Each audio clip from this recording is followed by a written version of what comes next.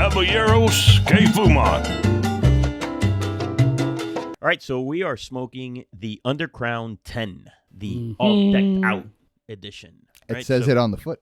It says so on the footband, yep. You're going to show them?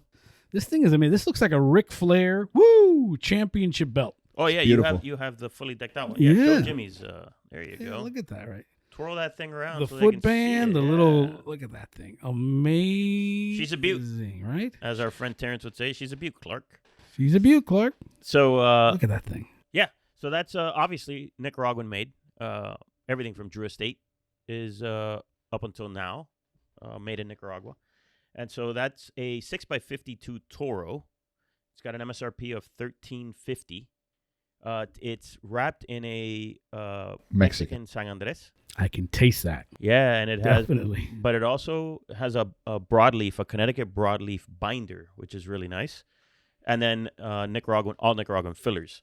So this is like Ivan's gonna probably want to tell the story of Undercrown. I don't know if we've done that on the show. Probably over the years we've done it, but maybe some people haven't heard it. It'll be a bad story, but I think it's called the Rollers cigar because all the rollers that used to roll the Liga Privada. Liga Privada, yeah. I think that all the good tobacco was going to like Liga, or not specifically good, but they were using. It was the favorite child. Well, here's how it goes. So Liga Privada becomes like the first like successful traditional cigar that Drew Estate makes, and the rollers were smoking a ton of it, and it was the hottest cigar in the market at the time. Very hard to get. It was limited. There was only like a certain amount of retailers that carried it, and so they were smoking these Ligas and smoking Ligas nonstop, smoking Ligas because they loved it. And so then the factory said, "Listen, you can't just keep smoking Ligas." So the rollers got together and said, "Okay, well, we'll take the tobacco that's not used for Liga, and we'll make a blend that is Liga-like, and then we'll enjoy it." So they made that cigar for themselves. So they were smoking that, and eventually Drew Estate got around to tasting that and said, "Oh, wait a second. I think we should..." a phoenix rising from the ashes. I think we should release this as a brand. And so they did. So and this is like the fourth iteration of it, I think. So this is the 10-year anniversary one. So that's why this is the Undercrown 10. And I think it was 2021 that this was released. Okay. And we've been loving it ever since. I like this cigar personally. I like it more than the Liga number 9. Wow. Yeah. And that is the darling. Yeah. But I think this one hits me different. I think it's a little stronger. Yes. And I like the way the flavors come around, even though the tobaccos that are in there are quite similar. Now, what I found, I don't want to compare the two, but I remember being in Las Vegas. It's fair to compare the two. The first time I had a Liga, it was in Las Vegas, and I was outside on the Strip at one of the outdoor cigar shops, and I felt it was very earthy, right? Very earthy, and I don't know, maybe it was just because I was in the desert or anything like that, and I was like, wow, man, this thing is like, not that it wasn't good, but it was different. It was just very earthy. Then I had another Liga, and then I got what the hype was about. This Undercrown 10 has so much flavor. There is so much going on here. Yeah. I mean, because you're right. It's medium to full. Would that be fair to describe this thing? Yeah, for sure. To me, I'm more. I feel like it's more on the full side. I'm with you, Jim. But boy, Ivan, this thing is just chock full of flavor. Yeah, I get chocolate in it. I get that like sweetness of the chocolate. It's nutty, but I do think it's on the full side.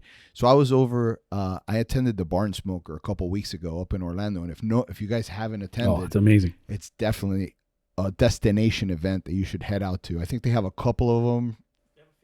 A few go to throughout the year. barnsmoker.com. Barnsmoker.com. They have one in Connecticut, Orlando, it's an Kentucky. amazing party. You get there and you get a humongous bag of Drew Worth Estate it just for cigars. Worth it just for that. My favorite is, I'm kind of with you. I do like the Undercrown 10. I also like the 20 Acre Farm. Yeah, no doubt. And then, I was talking about on the dark side. Right. I love the 20 and Acre. Herrera Esteli for sure. But yeah, this is a very good cigar on the fuller side, but with a lot of flavor, sweetness to it, nuttiness. Yeah, And I didn't finish giving you guys the rundown. So it's that comes in a Corona 5x43, Robusto 5x50, the Toro that we're smoking, a 6x52, and a double Corona 7x50. Then they've also got two like special editions, which is the Lonsdale, which is the factory floor edition. It's a 6x46, and the Tuani Bellicoso, which is an event only cigar, which is 6x52, but it's a Bellicoso. So yeah, essentially 4 sizes, but it goes out to 6 sizes. The MSRPs range from $12 to $15, which I think is a great price for this cigar. Not bad, right? Not bad. I mean, this thing feels, tastes, looks, smokes like a $25 cigar. Yeah, by today's standards, absolutely. So I would love to get my hand on that double Corona though. That sounds 7x50. Whew. That's a long time smoking. That's it. If anybody needs me, I'll be over there. Exactly. Scotch in hand. Well, yeah, you don't get ahead of yourself. Oh no, I'll get ahead of myself on that one. By the way, I agree with all your flavor note descriptions. There is some earthiness for sure, but I think it's balanced by tons of chocolate. I think there's also like a raisin like sweetness there in the background, which is nice. Some roasted nuts. So you said nuttiness. I think of them more specifically as like a roasted nut, not a roasted almond though. Almost like a roasted generic nuts. I think Drew Estate falls into one of those manufacturers that has that signature taste profile.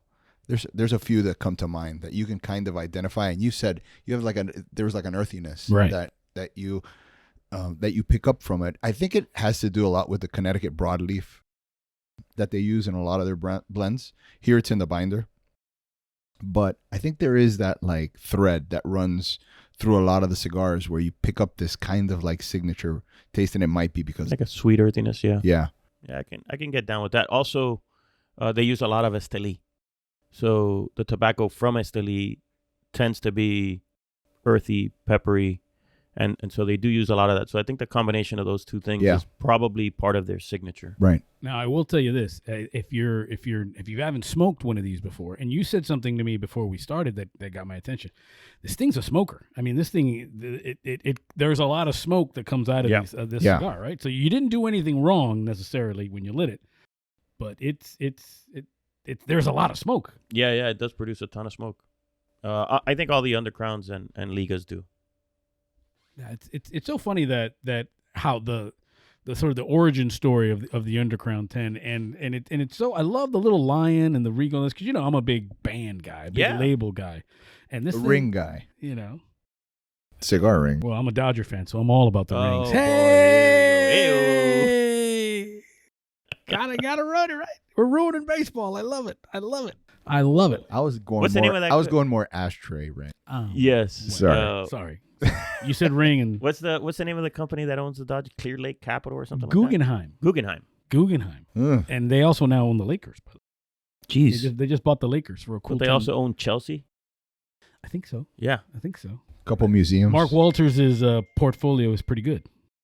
Pretty good. Impressive. Not as impressive as Eric Calvino. I don't know. Oh, hey, slow down. He owns Kendall Park FC and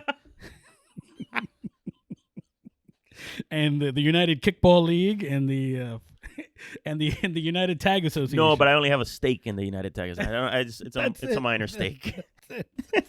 and the Aluminum Frisbee Federation. So it's all good. I separated myself from that because a couple people died last year. So I wanted you to invest in the arm wrestling championship because I was the arm wrestling champion of the Northeast Corridor. Oh, okay. So I just Northeast Corridor. Northeast Corridor or of Kendall.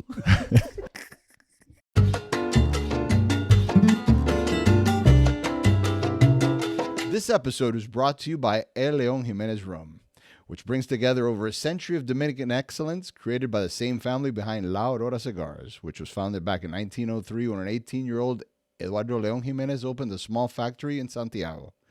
At a time when the Dominican cigar industry was still in its infancy, the León family was already building what would become one of the cornerstone legacies of the cigar world, rooted in tradition, craft, and Dominican excellence. And now the same legacy lives not only in cigars, but in a glass. The El León Jimenez 110 anniversary rum was created to celebrate 110 years of La Aurora's history. It's a true super premium Dominican rum aged for 10 years, aged in bourbon barrels, followed by 2 more years in French oak. Rich, elegant, and built specifically with cigar pairings in mind, this is the kind of pour that belongs next to your finest La Aurora cigar. For those looking for something equally refined but more versatile, there's the E. León Jiménez 1903 rum, aged for 8 years, including time spent in sherry casks. It's smooth enough to sip neat, but also shines in a proper cocktail. These rums were developed by the León family as an extension of craftsmanship that has been their hallmark for over a century. So the next time you cut and light your favorite La Aurora cigar, consider pairing it with a rum that was designed for that moment. E. León Jiménez 110th anniversary and E. León Jiménez 1903, a piece of La Aurora in a glass. Ask for them at your local retailer and, of course, with your next pairing.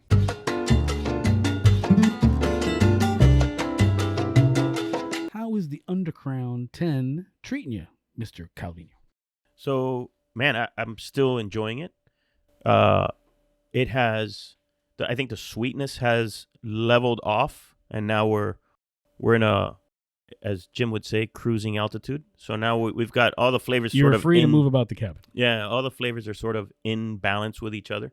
So the sweetness is there, but it has come down, and the earthiness and pepper are still there, but they're like I said, now more in balance. There is like a nice, in the background, there is like a nice little toastiness that I wasn't getting before, that maybe as the sweetness has come down, you can kind of taste these other notes now. And so that's really nice. I like it's just in the background on the finish. There's like a toasty note that I'm getting. How about you? That retrohale nails the toastiness. I agree. That was a good note. I just did that, and there it was, because you were talking about the toastiness, and I was like, I'm not getting any toastiness. It has leveled off. It's a very nice, delicate, delicious cigar right now. Yep. But then with the retrohale, toasty. Yeah, that toastiness comes out. Some of the earth and like that black pepper, I taste it more now. Yeah. So yeah, Yeah, the sweetness the did sweetness. come. The sweetness came down. So like those are like a little bit more isolated now.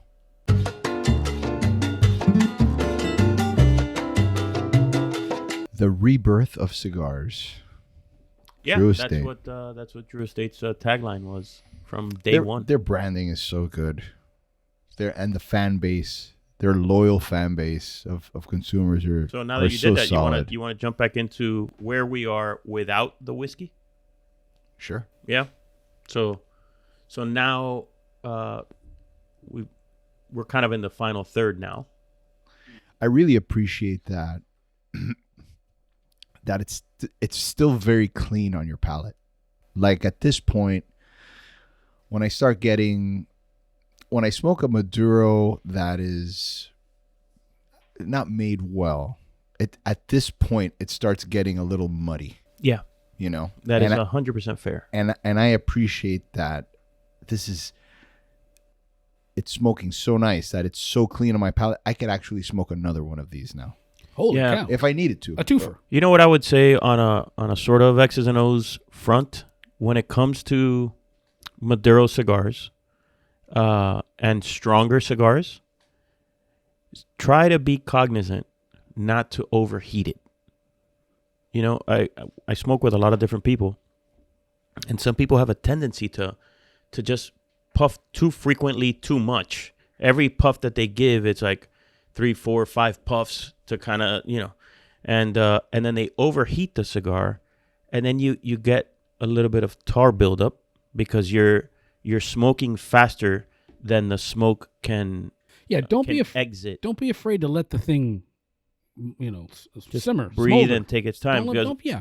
what happens is when as the tobacco burns as you're smoking, the oils in the tobacco start to move away from the fire, and they start to build up. Now, if you smoke at a normal pace, those oils and the smoke that comes off of the oils, they sort of release, and they don't get caught up. And so when you smoke too fast, they don't have time to exit, and then they build up, and then the cigar gets really bitter at the end and unpleasant. So 2 things for that. One, I know you like V-cuts. I do. V-cuts make the margin for error smaller, because if you can heat it up easier, and it can build up easier because you're leaving like a little shoulder there for the tobacco to for the oils to sort of accumulate.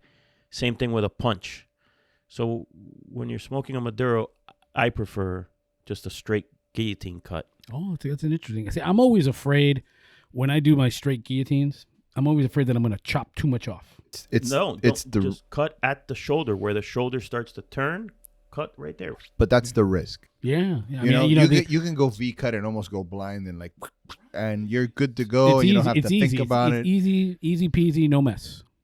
But you have more room for the oils. Well, if you want to get adventurous, that's what you do. Okay, that's it. But anyway, yeah, that's what I would say. So we've been puffing and talking, no problem. Haven't had to think about it, and it's still extremely pleasant. Yeah. Hasn't taken on any of that muddiness that you're talking about. Hasn't taken on the bitterness. It's still excellent at this point.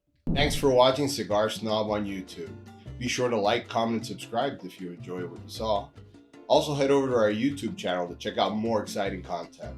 And also head over to cigarsnob.com where you can subscribe to our print magazine and receive it at home 6 times a year. Thanks again. See you.